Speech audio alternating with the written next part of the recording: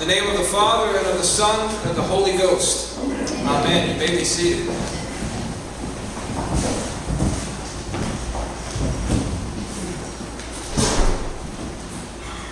Well, for a few weeks, we noticed Sophia coming to us out of the blue every now and then and saying to us, "My tummy hurts."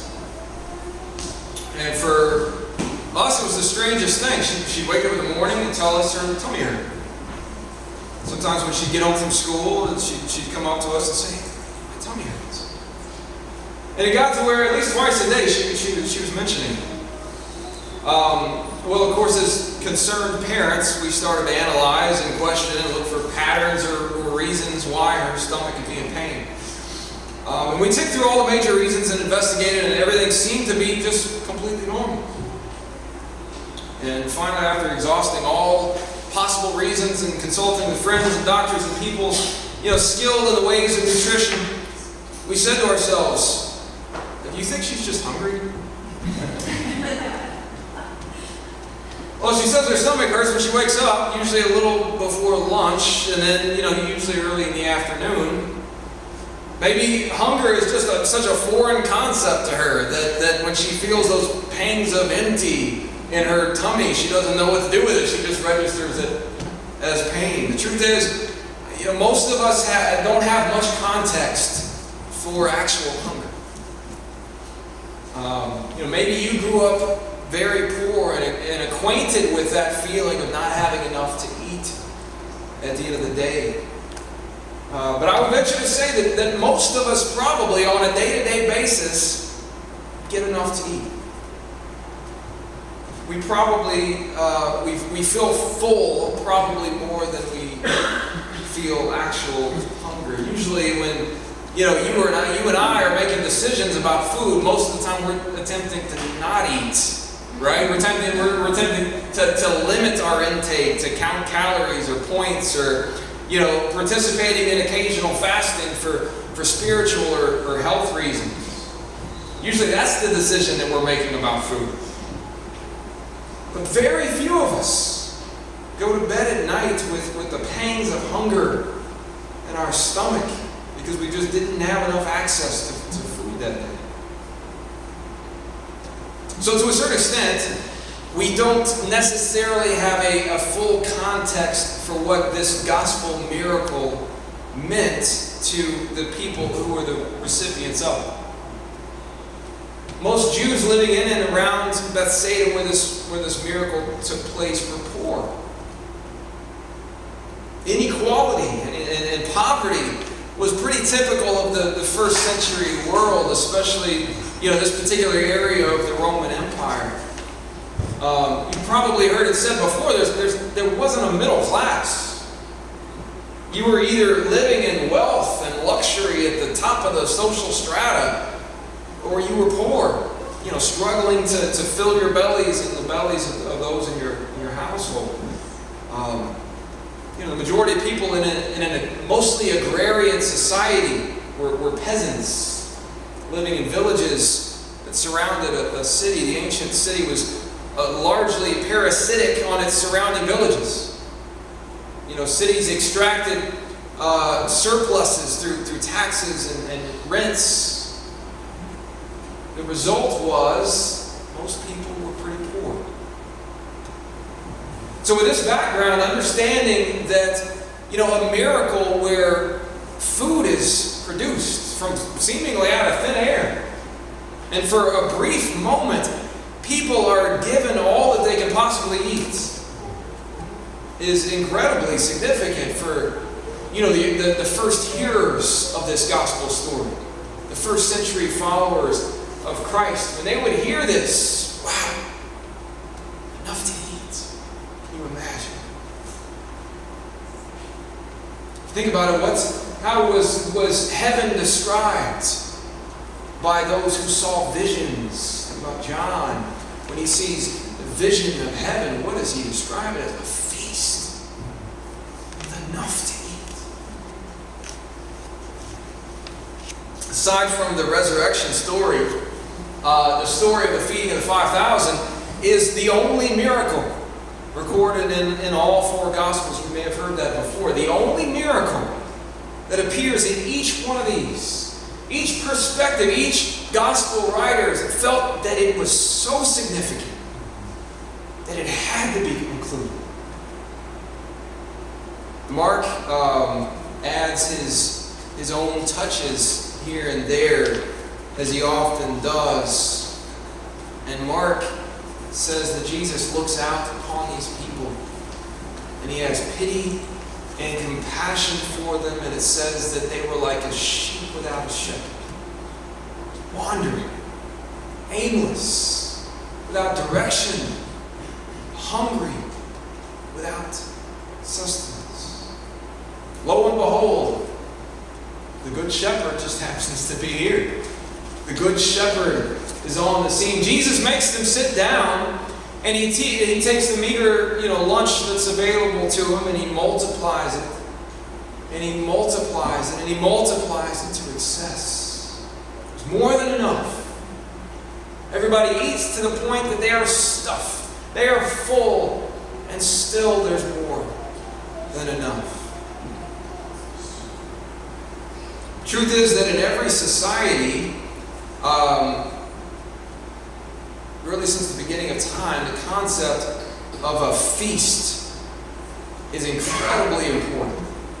We have evidence from archaeological digs from all over the world, from all sorts of unearthed societies from the past, and in every one of them you're going to find some type of evidence that they came together, they gathered, and they feasted. The basic concept, of course, of a feast is that we have enough to be extravagant, right?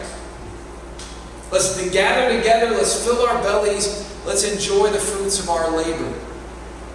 We can be extravagant with our food. We can consume more than our bodies technically, need to survive.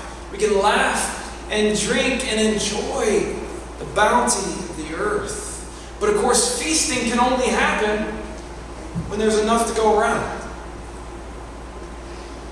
It's not something that a very poor people in a very poor society often take part in. If you, feast when you don't have enough, you're going to starve next week. There's rationing, right? There's a general sense of scarcity. Feasting comes as a result of blessing. God has turned his face upon us. He's opened his hand. And to feast is to put a bookmark in that place where God provided, where there was enough to the point of abundance. The Jewish calendar actually included 7 feasts, and as time went on, more were added. But the idea was to commemorate a moment in time, a point where God provided, God showed himself, God poured out his grace upon us, saved us from whatever circumstance we got ourselves into, provided enough. We come together and we feast those days.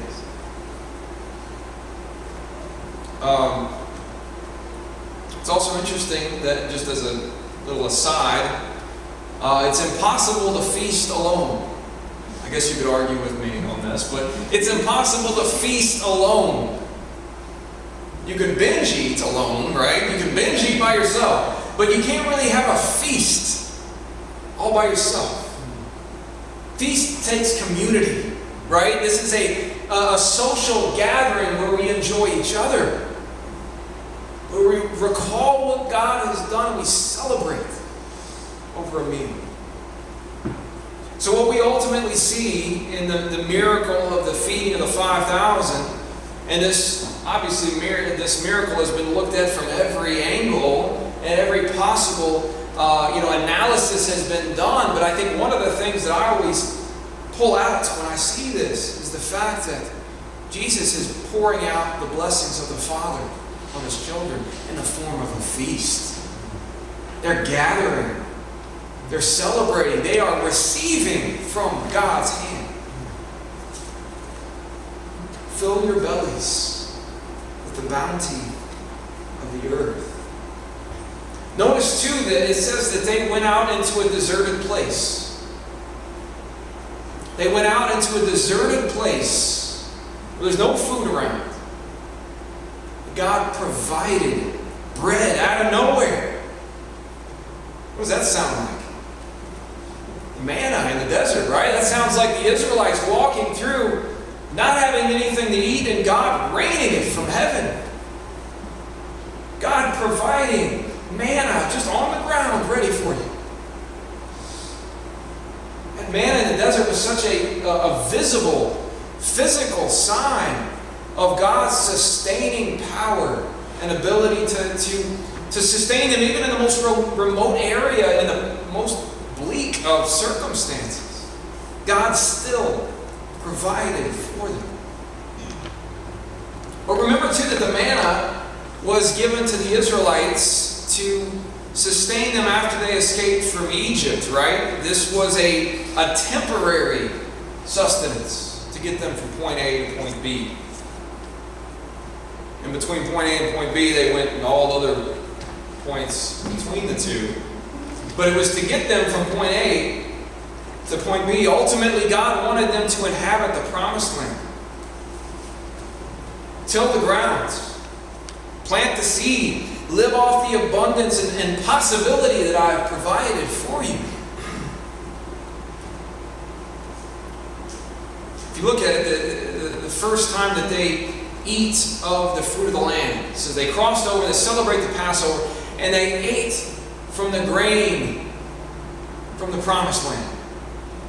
In that moment, the manna stopped. That's it. I provided for you, I sustained you, I got you from here to there, and now there's new blessings coming, but I got to cut this one off. This one's run its course. Provision had stopped. Not because it ran out, not because that was the end of the manna, there was no more manna, because they no longer needed it. Had to let go of it. They were to provide for themselves from the bounty, from the blessing of the land that had been given to them. So if we fast forward again back to the feeding of the 5,000, Christ pours out the provision of God for these people. What does He do? He provides manna from heaven. He provides bread from nowhere.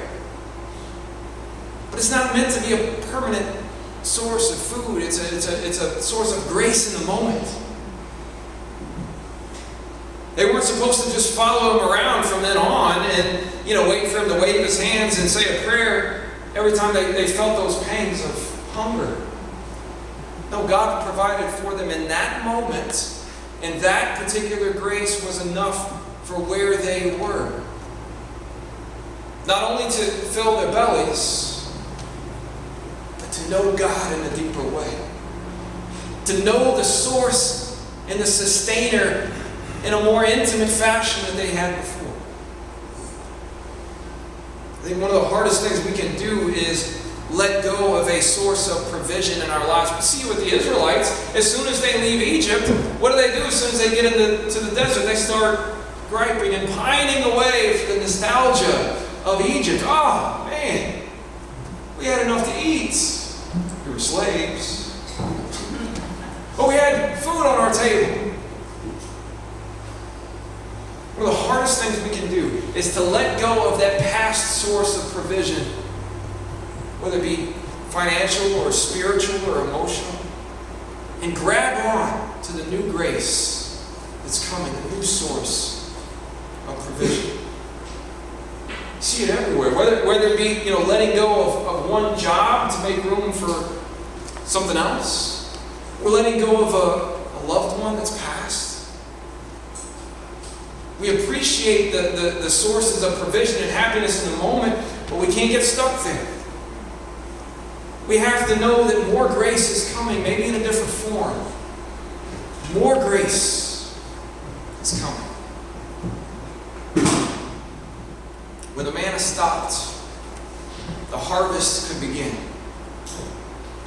When the single meal on the hillside that Jesus provided was over, of course they picked up the leftovers. The mission of the cross, where the true bread of life would be broken and could nourish the souls of those who followed him, that work could begin. This is my body which is given for you. This is the cup of the new covenant in my blood. In the Gospel of John, when this story is overviewed, there's kind of a little dialogue that's also included. And it says this, then they said to him, what must we do to be doing the works of God? Jesus answered them, this is the work of God, that you believe in him who he has sent. So they said to him, then what sign do you do that we may see and believe you? What work do you perform? How can we know for sure that the person that you're talking to is the person that we're talking to? How can we know? Our fathers ate manna in the wilderness, as it is written. He gave them bread from heaven to eat. That's how we knew before. How are we going to know now? Jesus then said to them, truly, truly, I say to you, it was not Moses who gave you the bread from heaven, but my Father gives you the true bread from heaven. For the bread of God is he who comes down from heaven and gives life to the world. They said to him, well, that sounds great. That sounds awesome. Sir, give us this bread always. Jesus responded and said to them, I am the bread of life. Whoever comes to me shall not hunger, and whoever believes in me shall never thirst. Let's pray. Oh, Father, you sustain us in the wilderness. You give us grace in the moment. You give us provision for each day. We know that your grace is renewed every morning. Meet us as we come to the table. Be known to us in the breaking of the bread. We may know the true bread of life that comes in the world. Pray all this in the name of the Father, and the Son, and the Holy Ghost. Amen.